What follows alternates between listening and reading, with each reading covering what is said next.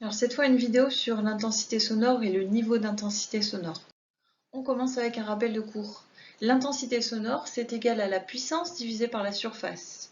L'unité de l'intensité, c'est le watt par mètre carré. L'unité de la puissance sonore, c'est le watt. Et la surface, c'est le mètre carré.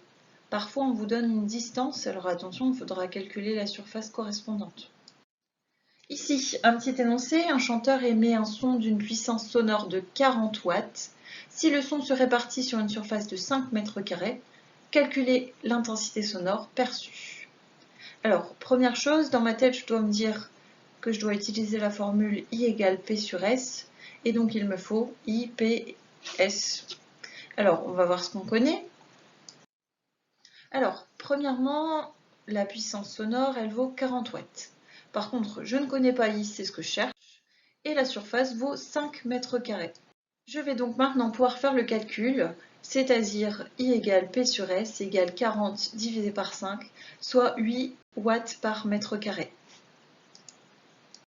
De nouveau un rappel de cours préliminaire, le niveau d'intensité sonore L en dB, décibels, se calcule avec la formule 10 fois le logarithme de I divisé par I0, où I est l'intensité du son perçu et I0 est une constante qui est égale à 10 puissance moins 12 watts par mètre carré. Alors donc, un énoncé ici, lors d'un concert, un auditeur se situe à une distance d d'une trompette. Le son émis par cet instrument est perçu par l'auditeur avec une intensité sonore de 1 fois 10 puissance moins 5 watts par mètre carré. Et vous devez calculer le niveau sonore reçu par l'auditeur. Je vous invite à faire pause pour faire votre calcul avant de vérifier.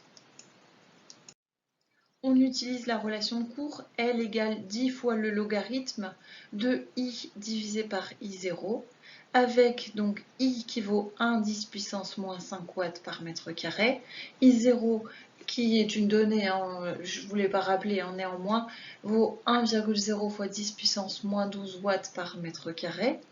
On applique, on a donc L égale 10 fois le logarithme de 1 fois 10 puissance moins 5 divisé par 1 10 puissance moins 12, ce qui se simplifie en 10 fois le logarithme de 1 fois 10 puissance 7, j'ai fait 10 puissance moins 5 moins 12, donc 10 puissance 7, et j'obtiens 70 décibels. Le niveau sonore est donc de 70 décibels.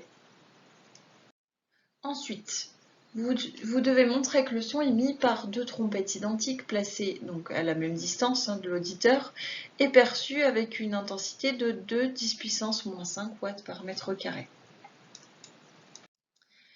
Alors, il faut savoir que les intensités sonores s'ajoutent.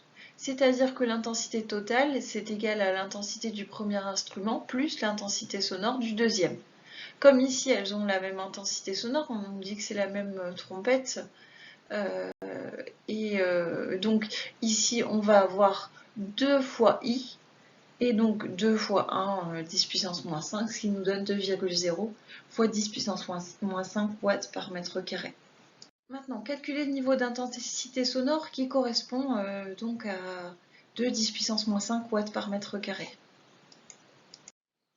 Alors, pour ce faire, vous allez à nouveau utiliser la même formule, sauf que I, cette fois-ci, vaudra 2 10 puissance moins 5 watts par mètre carré. On a donc 10 fois le log de 2 fois 10 puissance moins 5 divisé par 1,0 10 puissance moins 12, et après calcul, on obtient 73 dB. C'est-à-dire que donc, le niveau sonore est de 73 décibels.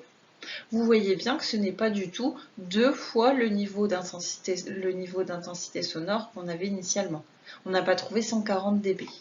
Alors, si l'intensité sonore est doublée, multipliée par 2, alors le niveau sonore augmente de 3 dB.